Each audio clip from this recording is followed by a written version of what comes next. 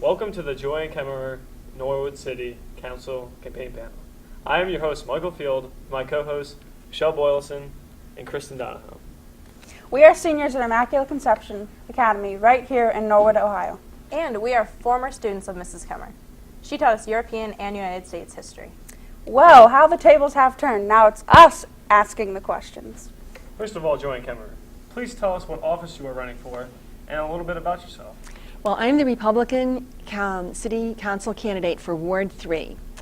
My family and I moved here from Connecticut in 1987.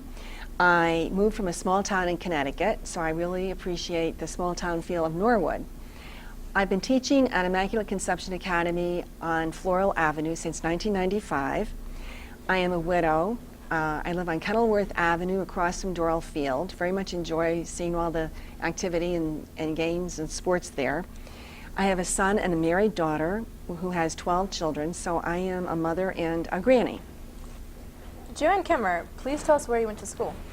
Well, I graduated from the Academy of Our Lady of Mercy, Laurelton Hall in Milford, Connecticut, and I got my bachelor's degree from Marywood College in Scranton, Pennsylvania, in history and French, and I had a minor in secondary education. Then I went to Wesleyan University and got my master's, that would have been in Middletown, Connecticut, with the concentration in history and government. Wesleyan at that time had a Master of Arts in Liberal Studies, an MALS, which was very, very helpful to high school teachers because, as you know, teaching you, I have to be a jack of all trades and not a specialist in just one country. So, there's all the centuries in all the countries, so I could take different continents and get some expertise where I could. Also, I was very privileged to be able to attend the Ashbrook Center for Public Affairs at Ashland University to study the United States Constitution in 1990. There were teachers there from all over Ohio. And I have kind of an interesting story. The columnist Walter Williams, who is an economics professor at George Mason University, I think writes very good columns. And for years I've had my teachers read them and I do worksheets. So one time, just to be humorous, I mailed him an example of what I gave my students, and he wrote back he thought it was wonderful. That would have been in the late 1980s. So come to find out about this Ashbrook Center, I thought, oh gee, he's on the board of directors. So I was going to be in Virginia visiting relatives. So I wrote to him and asked if I could please audit his class one morning. So I went there one morning early, and it was a compliment to him to see all these students coming in early, 7:30 a.m. to get his class. And he was a reference for me to be able to attend the Ashbrook Center on the United States Constitution. We studied the Constitution morning, noon, and night for an entire week, and it was really wonderful. We had professors from all over the country. Joanne Kemmerer, have you had any experience in teaching public schools? Yes, back in Connecticut, I taught 8 years in public school before I was married, and then afterwards, after my children were in school. I did resume teaching, but there was a while there when there was no history opening. We lived in a small town and surrounded by towns that didn't have history opening. So I got a realtor's license and became very familiar with working with planning and zoning commissions. So I'm, had some experience with business. Ms. Kemmerer, did you have any political experience back in Connecticut? Yes, I was president of the Newtown League of Women Voters for 3 years.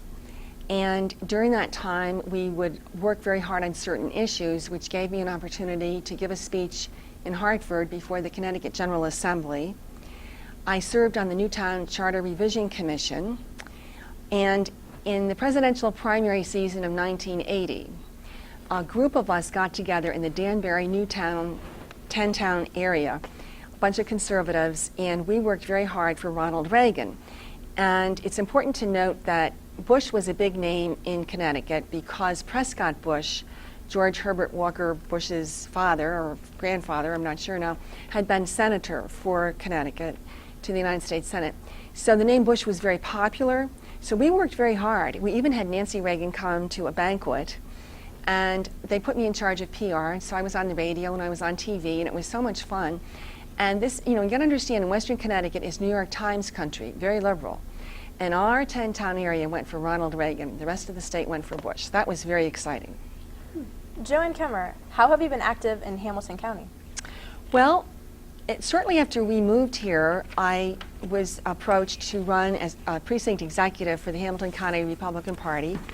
And I want to note that everybody, and of course I tell you, when you turn 18, you should do the same thing. You just, you want to be on your political party central committee, so you have a say in who the candidates are going to be. Voting in the general election doesn't give you a say in who the candidates are going to be. But if you get involved in the central committee, then you do have a say. Now, in 2014, May 6th is the primary date. So if you file before February 5th, you just go to the Board of Elections and get your form, and you get signatures from Republicans or Democrats, whichever you are going to get involved in your neighborhood, and then you can get on the committee. It's very, very easy. I did serve as secretary for the Mount Airy Town Council. I was a counselor at Pregnancy Center West for 12 years. I saw girls from all different kinds of families, mostly families that were dysfunctional, who needed assistance in one form or another in their lives. I was the 2000 GOP candidate for the Republican Party. I ran from the city of Cincinnati, and that was tough because it was, always votes Democrat. So, Mrs. Kemmerer, why did you run in a Democrat district, especially in a presidential year when there were more Democrats coming out to vote than usual? I often asked that question myself after I got into it. It was a lot of work.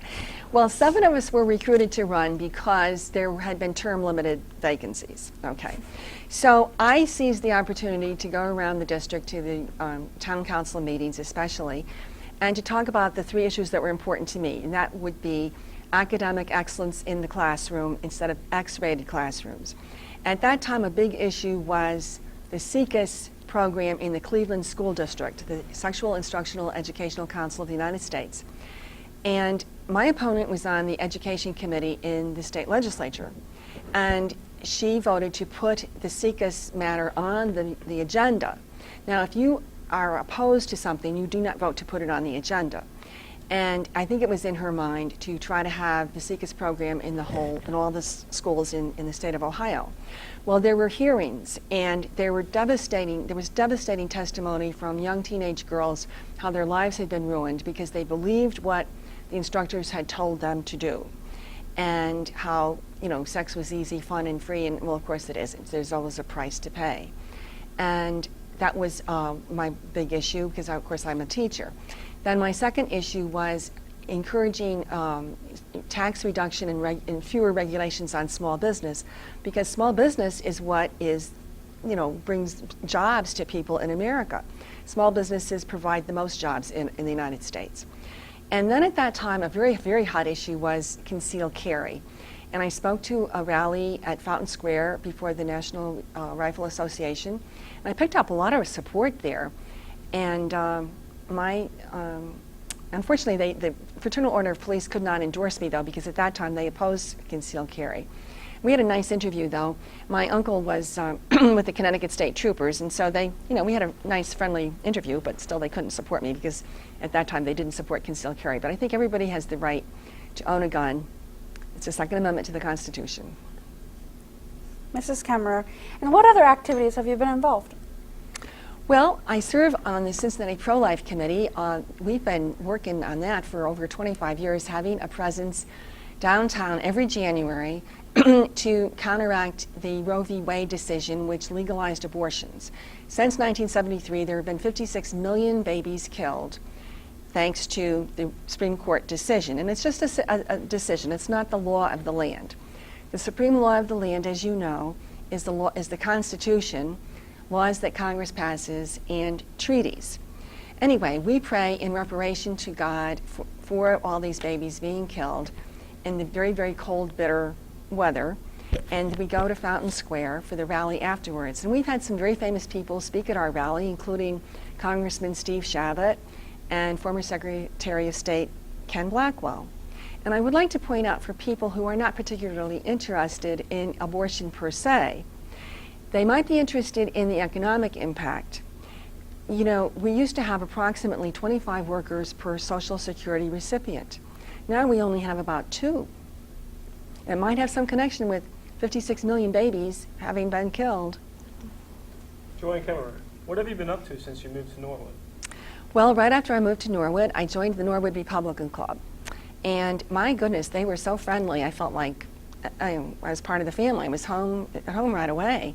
And so I've always been connected with them. I like the fact that Norwood has this small town feel, even though we're surrounded by a large city. Now, Joanne Kemmerer, didn't we see you driving around Norwood with the pizza style sign on your Honda Pilot? What was that about? Well, I decided to challenge an incumbent on the Ohio Republican State Central Committee. And the State Central Committee is made up of state senatorial districts. And at that time, State Senatorial District 9 ran all the way from Cheviot through Mount Airy, College Hill, all the way over here, including Walnut Hills and Norwood. So there had to be a way to get my name out there. So wherever I went, even if I was, grocery shopping, my name was on the sign. I had to create name recognition. And I do have a funny story about that. A former student's husband is a carpenter, and he fashioned the sign, and another student and I painted. All right. So we have the information on the sign. So the first morning I drive into the Immaculate Conception Academy parking lot. The first graders run to the classroom window to say to their teacher, "Look at Mrs. Kemmerer's car. What does she have on there? What does her sign say?" And Ms. Weiss couldn't very well say, "Well, she's running for office," because they wouldn't have understood that. So instead, she said, "Well, her name is on her car. Her name is on the sign." So they looked at the first grade teacher and they said, "Doesn't she know her car?" But Mrs. Kemmerer, you ran against a fellow Republican. Doesn't that sort of make you a rebel inside of your own party? Look, state central committees, both parties, have a big say in who the candidates are going to be running for governor and president. Americans are conservative, but the leaders tend to lean to the left, and they tend to want to put in socialistic principles. The principles of the Republican Party platform are very conservative, so I wanted to lend my voice whenever I could in Columbus to try to pull the party leaders to the right.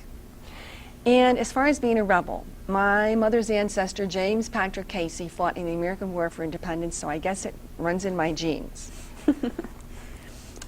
Now, how are you enjoying the campaigning in Norwood City Council? Well, it's been very interesting. Of course, I can't get around to all the doors. I mean, you have to be a goat to do some of the streets, really. I've had a lot of student help up on the mound. We went around one Friday afternoon, and then I have, as I said, I've got 12 grandchildren. Well, 4 of them are, big. One's 6 feet and one's 6 feet too. So 4 of them went around the Floral Avenue, President Streets, one Friday afternoon, and I've taken it upon myself to do the streets around where I live. And it's fun to meet people. And I ran into an older woman last Monday who needed an absentee ballot application, and so I took care of that for her. I got it off the, online, and I mailed it to her. Mrs. Kemmerer, what would you do if Ward 3 elects you to Norwood City Council? Well, I would try to help Norwood have a balanced city budget. Because that's the way it has to be. We all have to control our expenses, and the expenses can't be more than our income. So, and with our prime location between I-71 and I-75 and near downtown, we do attract a lot of businesses. So we have revenue from businesses, more increasingly all the time. So why do we need special levies to fix our streets? Joanne Kemmerer, you always tell us that family was the basic unit of society. So how do you plan to protect Norwood family's interests? Well, I think that Norwood residents expect safety, good schools, and maintained roads. Now, it seems to me that sometimes there is inefficiency in government, and I would like to review the city ordinances to see where there might be, the left hand might not know what the right hand is doing, and there are unnecessary expenditures. I would like to see the property taxes kept as low as possible to protect families. After all, the right to own private property is a family's right, and if taxes are raised, that's taking away from their property. Lower property taxes also will attract more businesses for more revenue, and I think that's the way we have to go. And I prefer local solutions to local problems. Now, Michelle, why do you think voters should vote for Mrs. Kemmerer for Norwood City Council?